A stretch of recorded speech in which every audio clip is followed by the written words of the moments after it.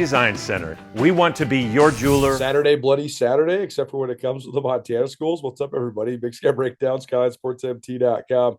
Been a really interesting 24 hours watching FCS and Big Sky Conference football. Watched the Halloween Big Sky After Dark game between Northern Arizona and Idaho last night.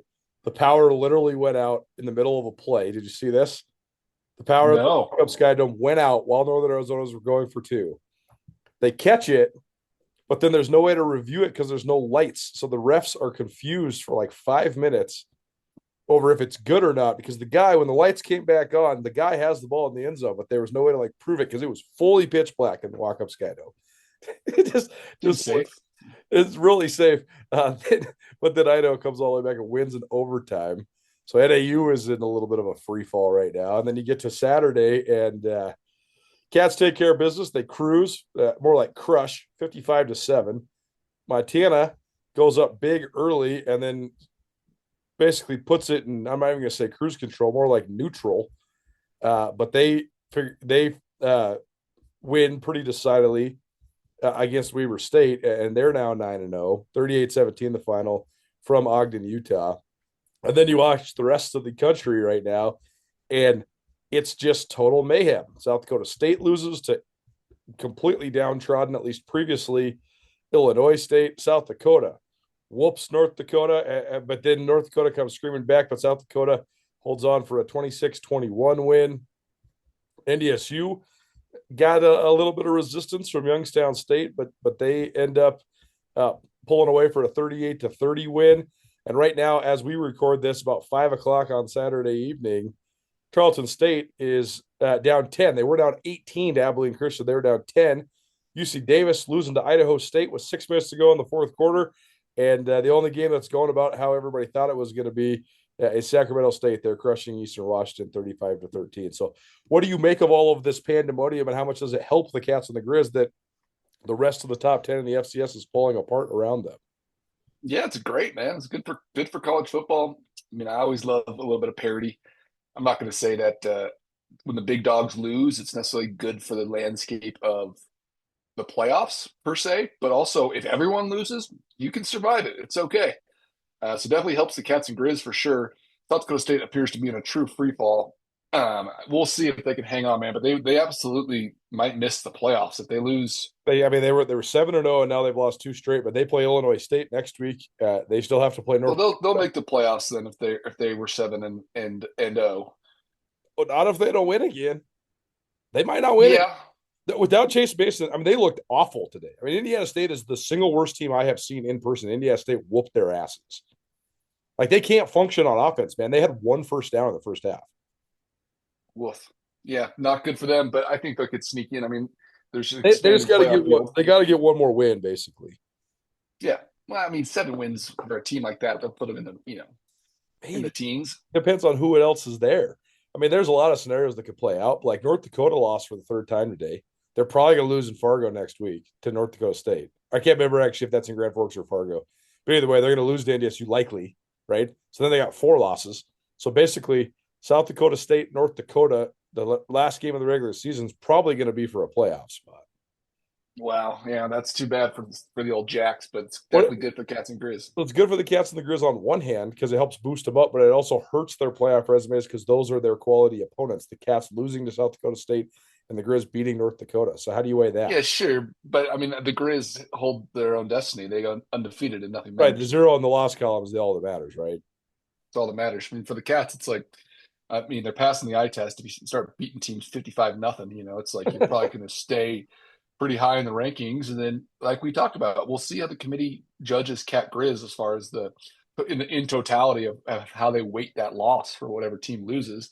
I think that we're all under the impression that it won't be a huge, more than like a 2 or 3 spot change in the rankings if either of those teams lose, but we'll see how the committee plays that out.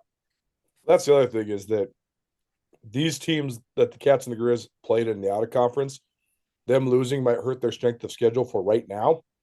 But if Montana State win all the way until the rivalry game, then those teams losing and falling apart around them, it actually helps so much because then the loser of the Cat Grizz game is going to still get the seed that they probably deserve. Yeah, I think that's true. Like if the Abilene Christian result holds today and Tarleton State falls back from the pack, and UC Davis loses today, which by the way they just went up one. But either way, the loser of the rivalry game will fall less if everybody else has 3 and 4 and 5 losses, right? Sure. Yeah, absolutely true. I think Davis will hold on to win that game. I was watching the second and a lot of the third quarter, and they seem to be somewhat in control. But the issue that they're facing is that Idaho State's not that bad. Oh, that's right. I love how they play on defense, and they get after it, man. Like they're feisty. They're getting through blocks. I mean, their corners on the edge are making plays. I don't know. I thought that Idaho State actually looked better than they have in the last couple weeks. Portland State up 24-14 at halftime, Cal Poly. Interesting. Cal Poly, I thought was a pretty decent team, but yeah, this league, man. What do you know? What do you know? What were you most impressed with by Montana State today?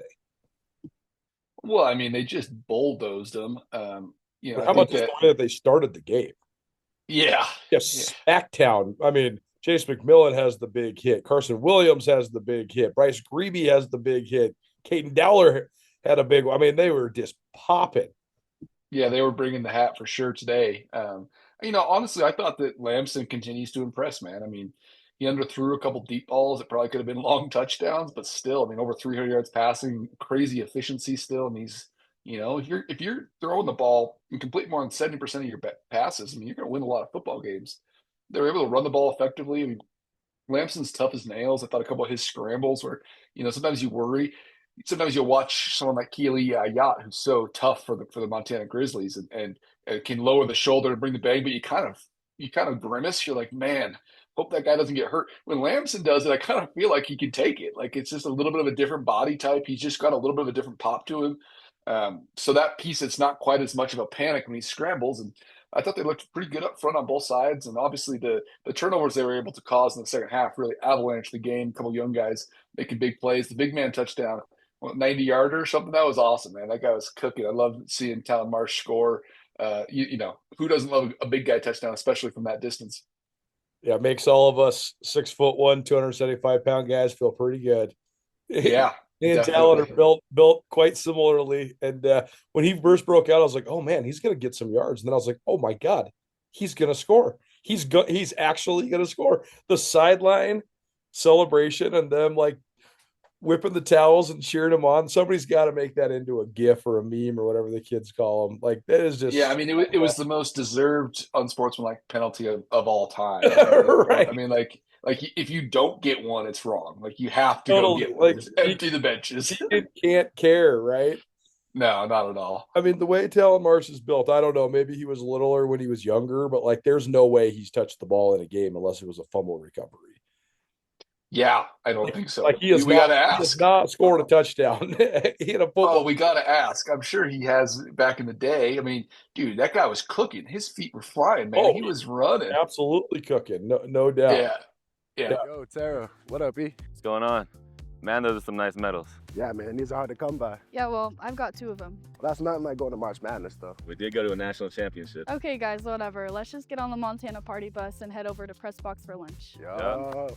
Nuanez now and Skyline Sports, covering Montana athletics and the Big Sky Conference better than anybody. The Montana Party Bus and the Press Box are also proud supporters of Montana athletes. Hey, cheers to you guys, man. Cheers to Montana. Cheers to chasing more championships. Shine Beer Sanctuary is leading the charge when it comes to promoting beer culture in Montana. Located at the corner of Church and Main and downtown Bozeman, the locally owned and operated tap house and bottle shop has the best beer selection in the Treasure State. The bar has 32 rotating beers on tap with everything from Duvel to local ciders, gluten-free beers, and non-alcoholic options. The bottle shop has more than 400 beer offerings from all over the world, and Shine offers Cicerone-trained beer guides. Come enjoy beer heaven at Shine Beer Sanctuary in Bozeman. Big Sky Breakdown, SkySportsMT.com. Thanks to our good friends at Shine. Shine Beer Sanctuary is an awesome place in Bozeman. Looking for something to do this weekend. They have an unbelievable beer selection, beers from all over the world, and one of the great bottle shops you're going to find anywhere in Montana. If you were going there tonight, what would you drink? What would you get on tap? Would you go? Oh, I'm drinking Duvel, man. Duvel all day. Duvel all day. Duvel. Yeah, there's only 30 places or so in the entire world that it's on tap, and Shine happens to be one of the most famous beers in the world. Belgian strong ale.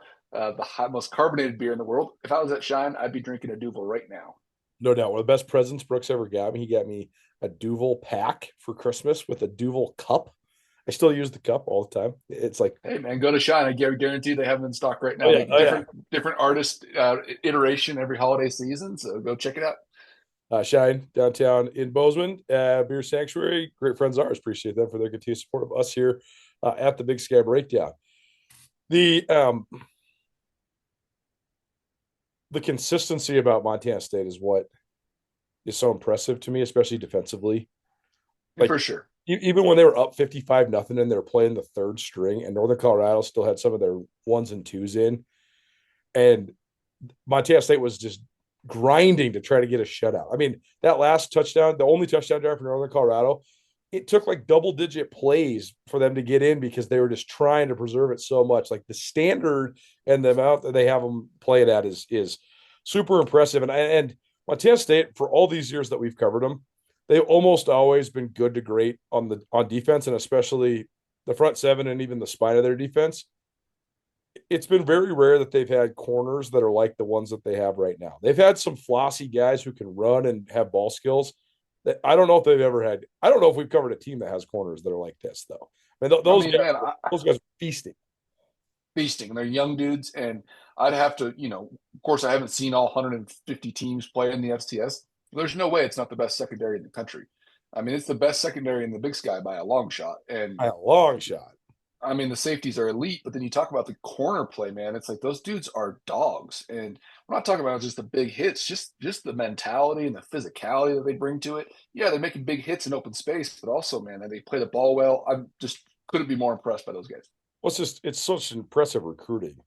Because this day and age, with the way that it's all systematic and it's almost scientific, especially at the FBS level, and the fact that all those young corners that they have are all from Texas, so they all were getting seen too. Like, you just don't get guys that are over 6 feet tall who can also run, who also have ball skills, who also want to tackle. They go to the FCS level. Every single guy at the FCS level, you remove one of those from the equation. If they're tall, they probably can't run and they probably don't want to hit. If they're short, they probably can hit, but they can't run and they can't cover. Like, you never get the combo of the four things that you need for elite corner play, and they got four dudes that are like that, man. Like, it's hard to get that in the FBS, man. For sure, man. And like, I don't know what the future for these guys hold is, but I think that the fact that they're all young and they're all competing with each other, I think that helps so much in terms of just the cohesiveness of their group. And I think the fact that they have a first-year coach in Trent Green. I mean, he's been on this show a couple times. This guy is as intense as they come, man. He's like staring through the screen when you're zooming with him. I love him. He's got the greatest radio voice, and he's just a bad man, dude. You just know that those meetings in that room are so fun, man. You know that those guys, and by fun I mean serious and disciplined, but like challenging and just a ton of energy. And it's impressive to watch their secondary operate right now. Yeah, no doubt. And we've talked about their defense so much this year. I thought the thing overall that impressed me the most, Colter, we talked about Lamson, but I think it was no question just the big playability. I mean, just taking shots. I mean, Caden Delor taking a screen to the house from Taco Delor for 70 plus, whatever the yards was. Yeah. I mean, those kind of plays are absolute game changers. And if you talk about having that ability this late in the season, you can carry that into the playoffs. I mean, they're going to be such a tough team to beat. If you wonder why we don't know the exact stats, it's because they don't have any exact stats. I'm looking at the stats. Yeah, there's no stats. Sorry, folks. Yeah, so if you're like, why are they saying almost this, almost that? We don't know because the sidearm stats from Northern Colorado, that sidearm's the software. They're all messed up, and like it says that it's 34-0 with time left in the fourth quarter right now. I got stats in front of me that say Taco Delor has no touchdowns and Justin Lamson has 217 yards. So it's like, Yeah, I didn't keep by pencil like Bill Lamberty does. Sorry.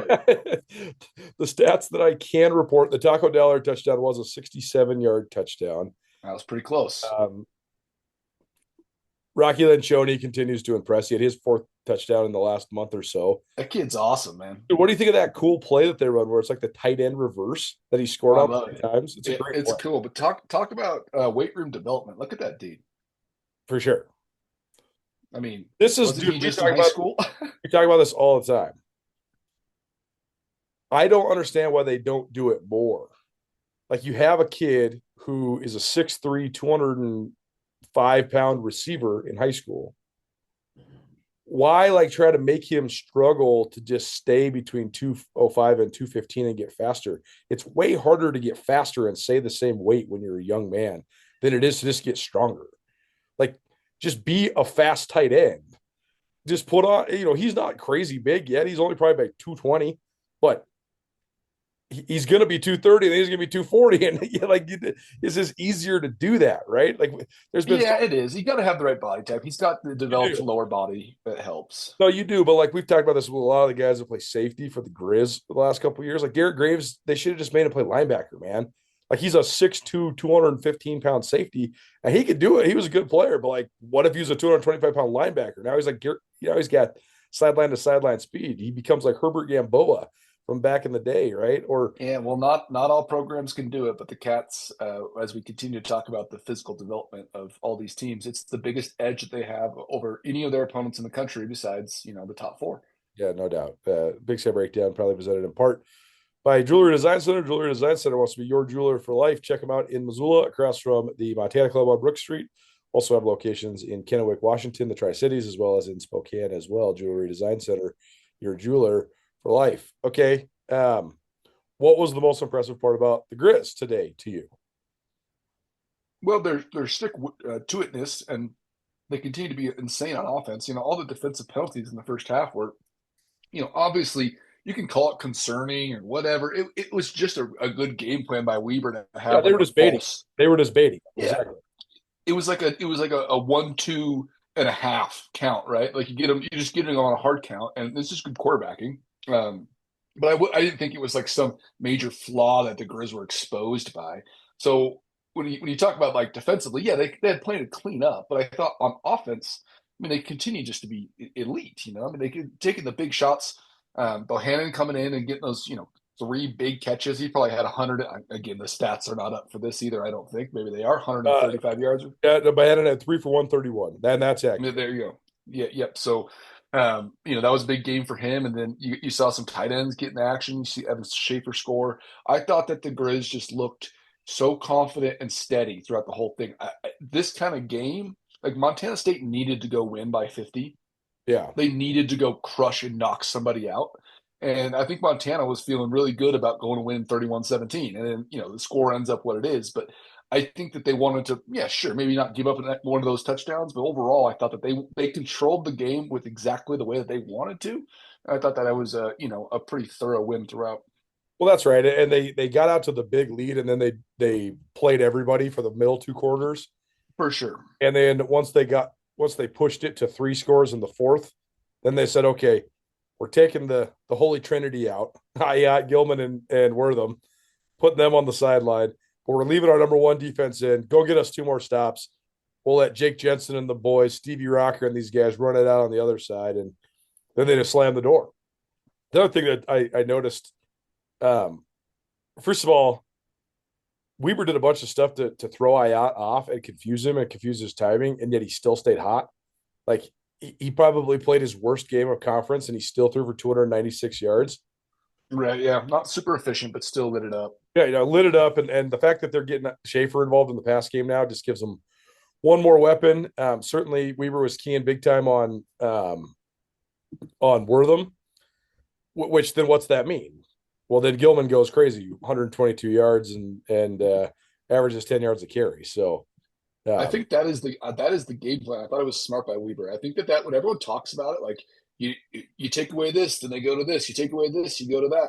I think that the game plan, the correct game plan, is to take away Wortham and live with everything else. And of course you're not going to take him away, but I do think that that's probably your safest bet against a team that, if you do that, you're probably not going to give up 50. Right.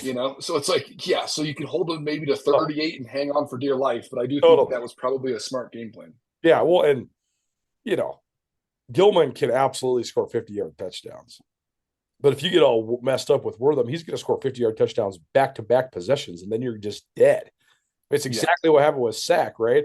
He scores the 64-yard inside slant, and then the next time out, they run the Wildcat twice, and he puts the guy in his grave laying face down on the turf, and boom, it's off to the races. Now you're totally demoralized. You're down 3 touchdowns in the blink of an eye. It was a 1-score game, and then it's 3 touchdowns, and then you have no idea what to do. So I agree. I think that's what people are going to do moving forward as well, if they can. Yeah, totally. And you just gotta hope that they feed Gilman to where he gets a little bit tired, and maybe you get Rocker on an off day, or you get Finotti in there, and then you're playing with, at least a better shot than if you're just getting the Gilman Wortham 1-2 punch. So I think that's probably the game plan. I thought Weber had a couple good players too, actually. I mean, I like the receiver, I like the backup quarterback, the freshman that came in. I thought he was a good player. Yep. A couple guys on defense. So I mean, Their offensive line both was good. Their offensive line was good. Left tackle was really good. Weber and Northern Ortega. Colorado were. Oh yeah, totally. He's a good player. Oh, he's good. I thought he was as advertised. 'Cause a lot of times you see those guys and you're like, you hear all the hype, and then you're like, is this guy actually going to be as good as like all these preseason All American? He was. He would start everywhere. Like he's a legitimate player. I agree. I just thought that Northern Colorado and Weber were pretty overmatched in both these matchups. And I thought that Weber actually hung in there. Obviously, it's a rivalry game for those who are in the know. Maybe the last 20 years, it's been a pretty good rivalry, and I think that Weber played pretty well for that. Here's crazy statistic. It's the first time the Grizz have won in August since 2012. There you go. Yeah. And Weber won in Missoula last year. We talked about that. So Weber had beaten Montana 5 of the last 6 matchups. The only Montana win was the 2019 game where Montana killed everybody on the first 2 possessions, and then Weber was limping around. Yeah, totally. I mean, and like I say, back in the day when I was around, it was the rivals. It was like the game. I mean, like the early 2000s, it was when Montana State was down. It was Weber, man, and they were tough as nails. It was hard to win playing down there in Ogden. And obviously, beautiful atmosphere, beautiful stadium, cool shots on the game day. So yeah, I thought that the Grizz took care of business in a game that, it's not necessarily a trap game, but it's something that we talked about, that you can go down there and get in a dogfight. And I don't think the Grizz, I think they were able to avoid that. Life can change in an instant. If you've been hurt in an accident, suffered from medical negligence, or are facing criminal charges, you don't have to face it alone. At Ryan Miller & Coburn, we're here to listen and fight for you. We're your neighbors, traveling across Montana to stand by your side as your link to justice. Real people, real help, right here in Montana. Ryan Miller & Coburn, your Montana attorneys. Thanks so much for listening to the Big Sky Breakdown podcast series and for tuning into our Skyline Sports YouTube channel. If you haven't already subscribed, please subscribe to both the podcast and all your various podcast hosting networks, and to the YouTube channel as well. Thanks to our great partners, including Ryan Miller & Coburn Law. Ryan Miller & Coburn are ace attorneys, each with different expertise. Paul Ryan, the master when it comes to DUIs. Angie Miller, excellent in medical malpractice. Abigail Coburn, federal drug charges. She's the one you want defending you. They can help in any and all sorts of criminal defense cases.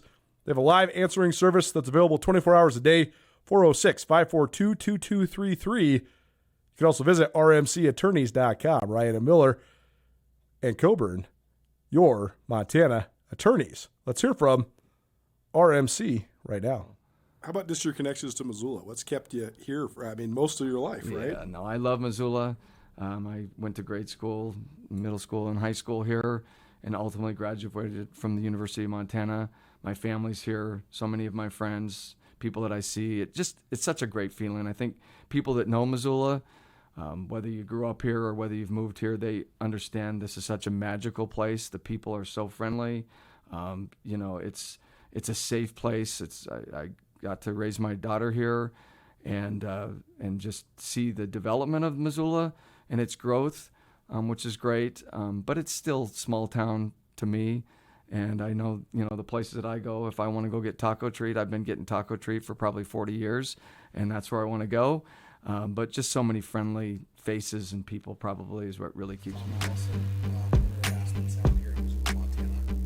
Being in this industry since I was in college, one of the things I think we take the most pride in is Aspen Sound's been such a presence in Missoula for almost 40 years. The cool parts about our job is people always ask me, what do you do for a living? I sell phone, whether it's as simple as window tint all the way up to integrating a backup camera into a factory screen. I'm usually pretty excited about the options we can present.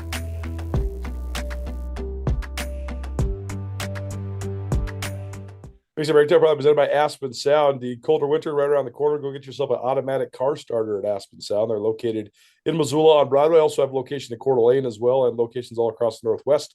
But our friends in the Missoula location are the ones that take care of us.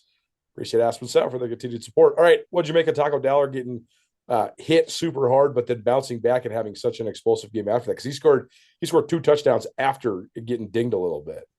Yeah, that's a big hit. I mean, it was tough just because of the angle, and it was blindside, right? So he did not see the guy and then got under the chin, which is a really tough spot to get hit in. I mean, he's obviously just, he's tough as nails, and he's a stud, man. I mean, I can't wait to see how his career kind of all wraps up and then where he ends up kind of being in the all-timers, because I think, if you look at him as a young guy, you're like, yeah, this guy's going to be a kind of a specialty weapon guy, like a gadget guy. But now he's just become so elite at receiver and obviously in the return game as well. So I can't wait to see how that all finishes up. But, him and his brother is equally as impressive.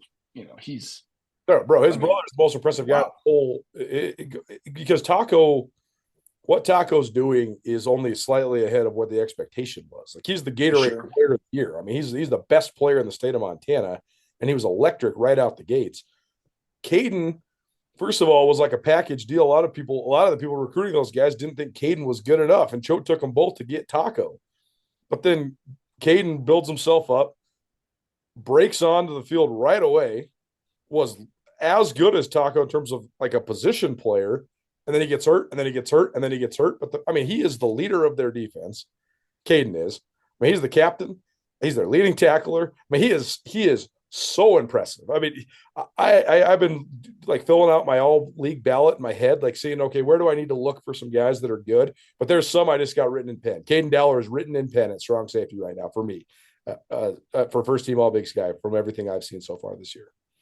Yeah, absolute stud, man. And again, look at the body development. Look at his, over the years, just look at, the weight he's been able to put on, the muscle he's been able to put on, and just an extremely high level player. But also, as you mentioned, I mean, these guys, as we're talking about this Taco hit, they're both, and it's the Montana State thing, right? This tough as nails, man. What'd you think of Lampson, like sort of short arming and underthrowing balls, even though he threw for like 350 yards? It's like the second week in a row. Is it timing? What's the deal? Yeah, I was saying it in our text though. People were saying that he either looks hurt or like that he's weak armed for some reason. I thought it was just late throws. I thought he was just getting the ball late. He puts those out there like, people are like, he underthrew a 40-yard ball. Throwing it 40 yards is far. Like everyone Patrick Mahomes, you throw it 70 yards. It's like, no, that's 40 yards in the air. 45 yards is really far to throw a football. Totally. And if you're late on it, then yeah, of course it's a little short. So I think that he was late 4 different times today on balls that were all completed, right? So the guy was that open. I don't see any issue with it. I thought that he was throwing the ball really well today. But he's got a lot of other ways to contribute as well, and he hardly ever puts himself or the ball in peril.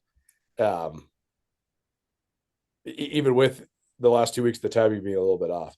Idaho State wins 38-36. What a victory by Cody Hawkins, man. Holy cow, man. That's awesome. That is one of those ones where you say, where Cody Hawkins said, all right, you're going to hire Tim Plow? Great. I know Coach Plow, respect him, but I don't get to take over for my dad? Awesome. I'm going to give you the business. We're going to figure out a way to beat you. I told Jordy Tripp on this podcast several weeks ago, I said, you watch. I said, Idaho State's not going to necessarily run the table or anything like that. I said, Idaho State will beat one or two of the other good teams in the league. I said, they will beat UC Davis and Idaho, or they'll beat one of those two or whatever. And look at what they did. They beat UC Davis. Wow. One Pawn, Missoula's #1 pawn shop. You want money? We got money. You need money? We got money. We're cash. Do yourself a favor and make Cash One Pawn part of your online shopping habits. Cash One Pawn has an awesome online inventory, everything from firearms to power tools to speaker equipment to jewelry. Visit Cash One Pawn today. Cash One Pawn. 8720 Roller Coaster Road, CashOnePawn.com.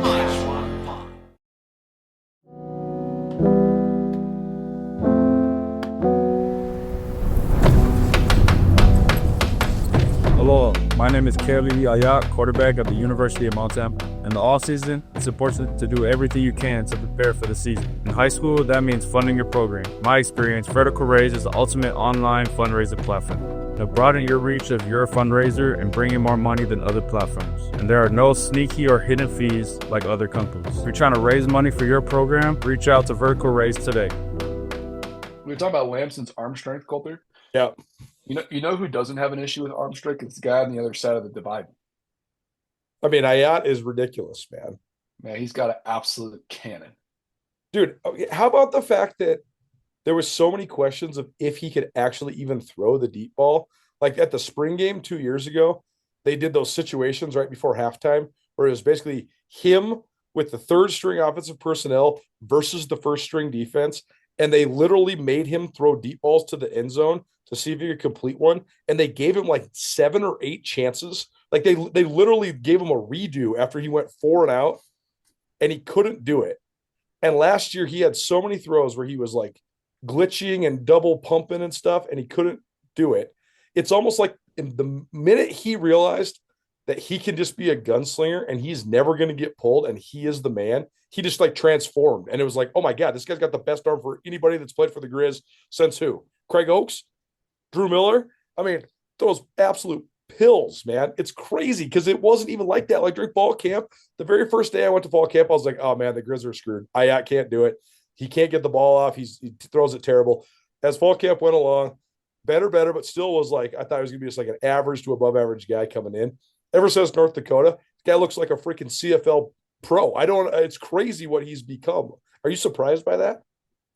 Yeah, a little bit for sure. I mean, I thought he had definitely a high ceiling, but I thought his floor was generally low just because of his youth, and you saw it in the first two games, right? I mean, you're like, man, this guy's like kind of throwing picks, and like, I wonder if he's seen it well. But the thing on those, I am surprised about, like, yeah, sure. Am I surprised that he's a baller? No, I'm not. But I am just surprised by the velocity, man. He can absolutely wing it. Like, he can throw darts, he can throw it down the sideline, he can throw it with touch.